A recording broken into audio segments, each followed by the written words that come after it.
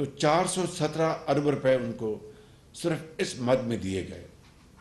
سوال یہ پیدا ہوتا ہے کہ یہ آئٹم یہ صرف اور صرف مختص تھی ان کی جو کاؤنٹر ٹیررزم کیپیسٹیز کو، کیپیبلٹیز کو بلڈ کرنے کے لیے، چاہے وہ CGD ہے، چاہے وہ سامان خریدنا ہے، چاہے وہ بلٹ پروف ان کی جو ہیں وہ ATCs ہیں، چاہے وہ ایمونیشن ہے، چاہے وہ ٹریننگ ہے، چاہے وہ نئے کارڈرز کو تیار کرنا ہے، ہر لحاظ سے، چاہے وہ انٹیلیجنس کا ادارہ ایک کا اس کو قیام میں لانا ہے، چاہے یعنی پورے KPK کے جو اضلاع ہیں وہاں پر ان کے جو سیٹلائٹس وہ بنانی ہے، یعنی یہ سارا پیسہ اس کے لیے تھا۔